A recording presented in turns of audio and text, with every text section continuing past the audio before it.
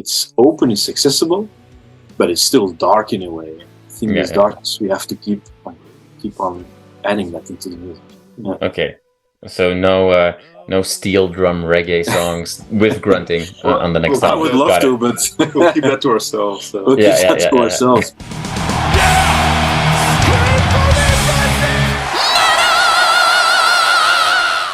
Hey everyone, welcome to the channel. My name is Belgian Jasper. If this is your first time in the channel, hit subscribe right now. Now I'm walking in the rain, dying to see. Vincent and Rob of My Lament. Thank you so much for your time. I know it's getting late in the day in Antwerp, my old hometown or home city, I should say, obviously. Yeah, so it's always fun to talk to people back home. First and foremost, you guys just played a show last weekend. Yes. A hometown show. How was it? It was great. We supported October Tide from Sweden, who are also promoting a new album. It was kind of a last-minute gig, but we had fun. Yeah, absolutely. It was a very nice venue, Kafka. They played a really nice set, and I think we did the same. There you go. There you go. So this was this last minute, but kind of became the official launch of My Lament 2.0, should I say? Or I guess let's address one thing very quickly. This is your second full-length album, and it's not that your previous album was released a year ago. There was a little bit of time in between, 14 years, I think. You're properly back now. You had that first show. The album is out. So let's just go straight to the question, which is not why or why now, but where. Where is this going? What's the goal? Because I have a feeling you have different goals for a band today than you had in 2009. Yeah, we've been talking about the goal for a long time, and it's hard to make it really concrete, but I guess we wanted to open up our sound a bit for a wider audience, not just purely diehard Doom fans. Yeah. Although they're still welcome, and I think there's still a lot in our music that they're gonna like. But I have a lot of friends who don't listen specifically to Doom, but who are open to metal. I'd like to think we can at least something for them too. They don't have to sit through 10 minutes of build-up for every song. Right. We've tried to write songs in a way that they grab you from the start. That there's something. I like to think there's something for the lazy listener as well. Right. And the discerning listener can still find all kinds of interesting details and things that only come out in the second or third play. But Yeah.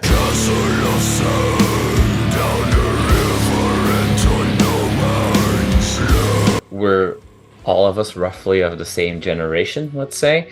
And if I, listen to the album and the sound that is really coming alive, it's, to your point, I mean, let's categorize you as a Doom band, but, it's a modern sounding album, but the elements are, the synths and the vocal parts, both harsh and clean, take me back, well, mostly the harsh ones to late 90s Def Doom, like Godgary and early Draconian.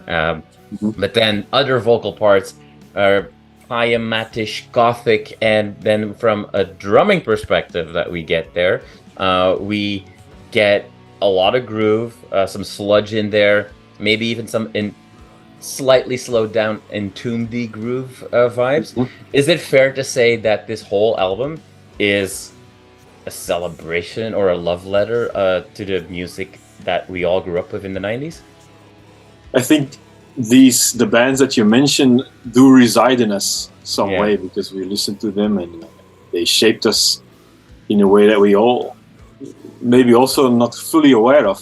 Right. It's not that we're exactly trying and listening to the CDs and trying to copy or whatever. It's just the sound is the sound that we grew up with. I think, and I think this album shows us as mature musicians. That's at least what we hope, is that we all matured and we took time to think about what is important for me as a drummer, for Rob, what is important for him as a vocalist and a guitar player, and I think the album is a bit the culmination of bringing these things together. We really tried to write an album that we would want to hear. Yeah, something that speaks to us as well. Yeah, exactly.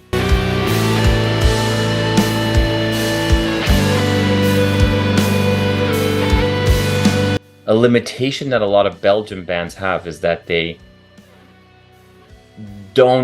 sometimes don't push themselves or believe it could be possible to get outside of your own little bubble. You know, in Belgium, there's a saying like, you know, you turn around the church a few times a year, and that's it, right? And you keep playing the same, you know, local small venues. Given that you guys made that decision to work on this material for a long time, come back with this new full length after 14 years, what then should we keep our eyes open for? Like, I have a feeling that we're not just going to stay with one show in Kafka and that's it for another 14 years, right? So what can you share? Well, we're definitely working on playing more shows again. It's been on hold for a while, working on the album, of course. We've had COVID. We've had shows in that period, but we'd like to intensify it. Yeah. And also, we're not going to keep you waiting as long for the next album, of course. Another 14 years, that would be excessive. But it's something, we're actively pursuing to be more present on the live front. And this is something we're really putting an effort in. Because that's important. As a band, you have to be present on the live scene, and that's something we're actively working on. So we love playing live. So exactly. Looking forward to that. Yeah.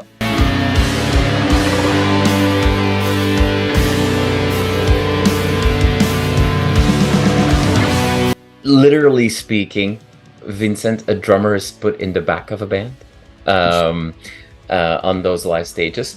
But with all these new influences, and what's cool is that it's not that there's, here is the doomy song and here is the groovy song.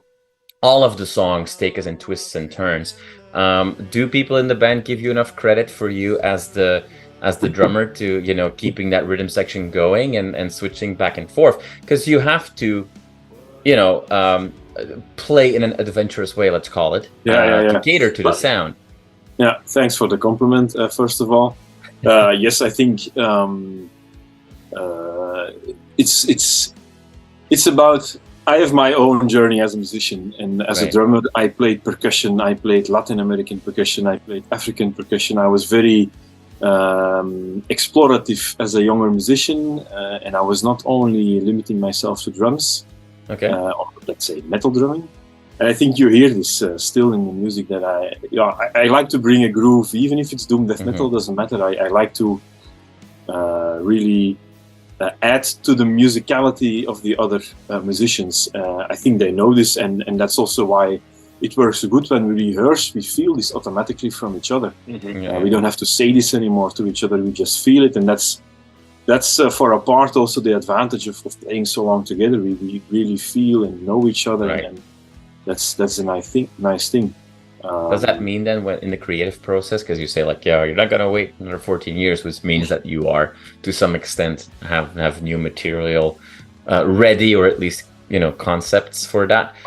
Does that mean that given that, you know, you've got that diverse background, and you're clearly open to fusing different genres, are there lines in the sand for your sound? Like, is there like a clear agreement between the four of you, like, hey, at the end of the day, we are a doom band, so it has to be XYZ?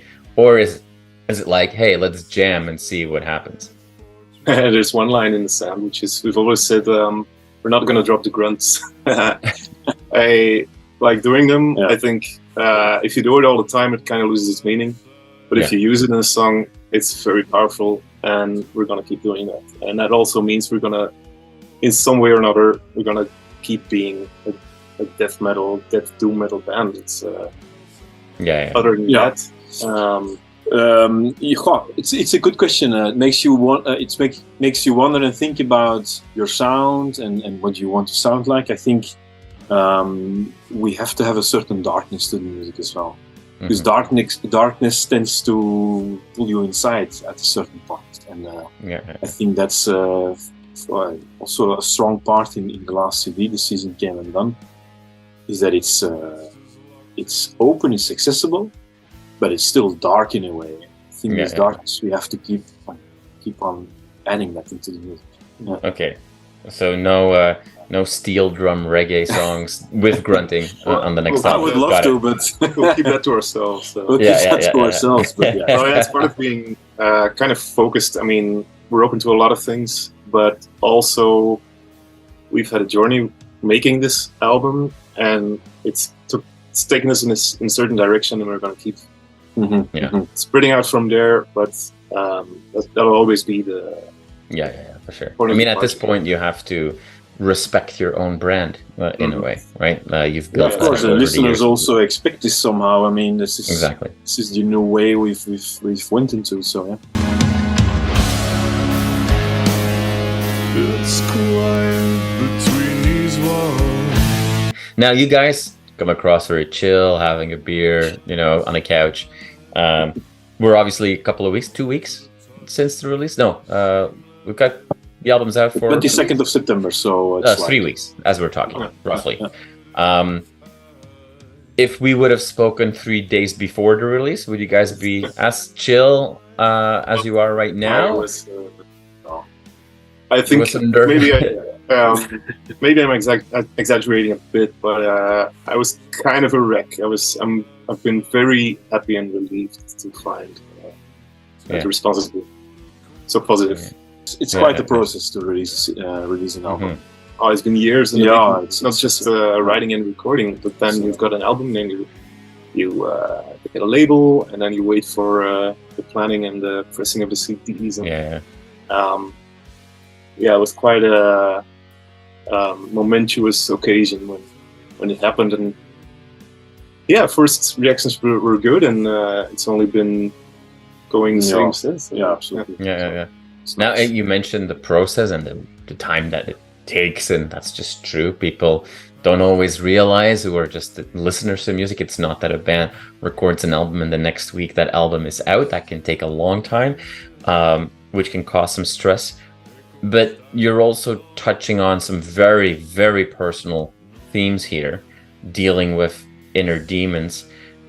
Releasing that into the wild can also be scary, right? Because at the end of the day, you ensure the people that listen to the music are gonna, that's gonna become their story now as well, and they will interpret, the songs the way it means for them. But you are very open and personal on this record. Was that part of feeling a little anxious when you are releasing, that you've allowed yourself to be so vulnerable?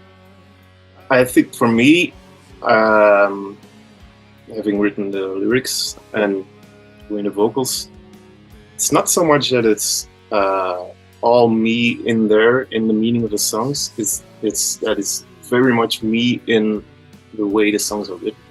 Right. This is really what I wanted to. The way I write, the way I want songs to be, metal songs.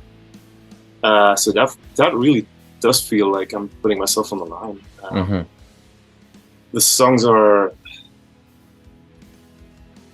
I'm not gonna say they're really.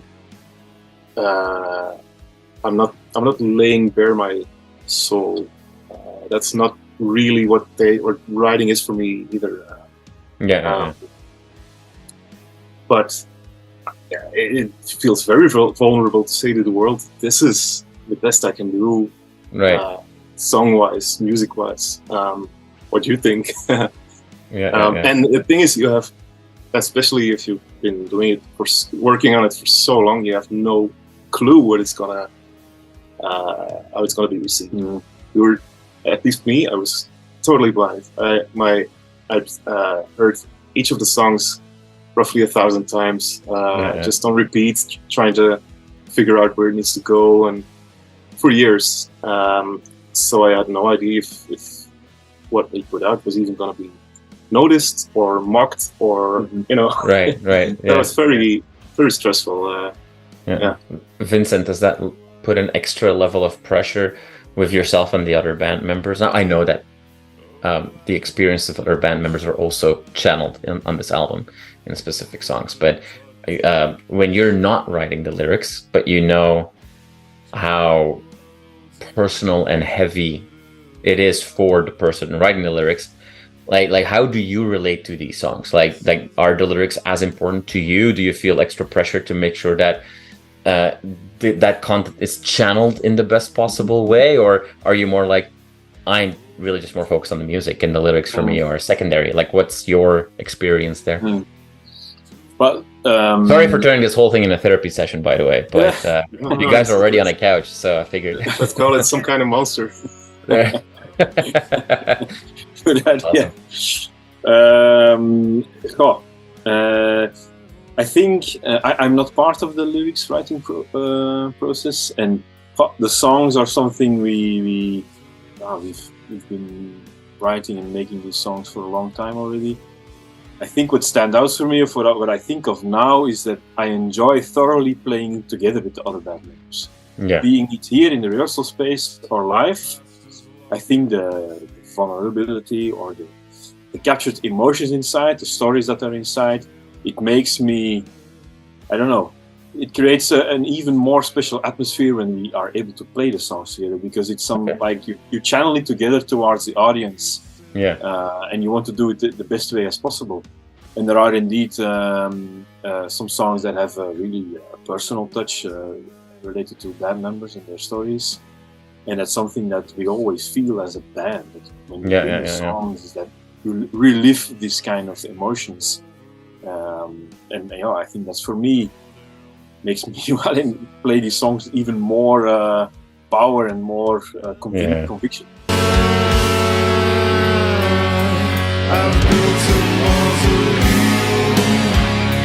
Are there moments that, Vincent comes to you, Rob, and says like, oh man, I'm really feeling what you're talking about here, and it turns out he's completely off and that's not at all what you were writing about?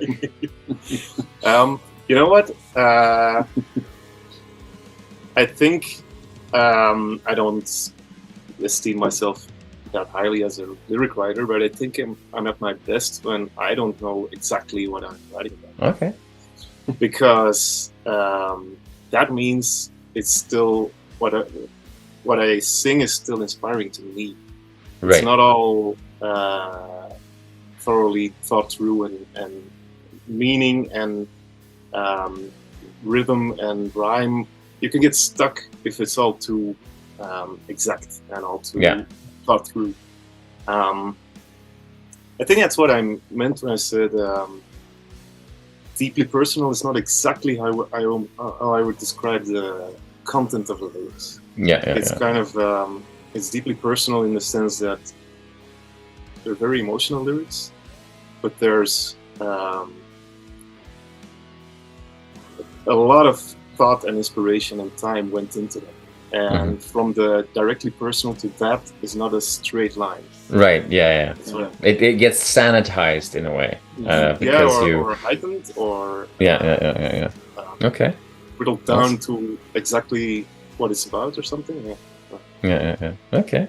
Well, he's actually a quite good lyricist, because there are really, which, if I may say so, lots of points in the lyrics where you get surprised as a reader just by the language of it. It's like a playful use of words, and that makes always for a new discovery inside the lyrics, which is. I think that's also partly what I mean. I like to put in that kind of things. Not just their diary. Stream of consciousness. I like to take emotions and feelings from my own experience, but then that's only the start.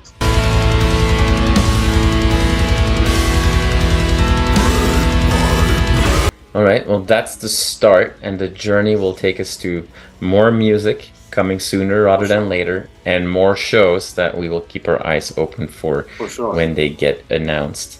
Vincent and Rob, I want to thank you so much for your time today. I really appreciate it. you. Congratulations again on releasing your album after all this time, and all the great reviews that it's been getting. And I hope to see more shows in it, so that we can come For check sure. you out on a Thanks. stage. Thanks for your time Awesome. as well. Thank you, Jasper. Yeah, looking forward to seeing There you go. the result. Yeah.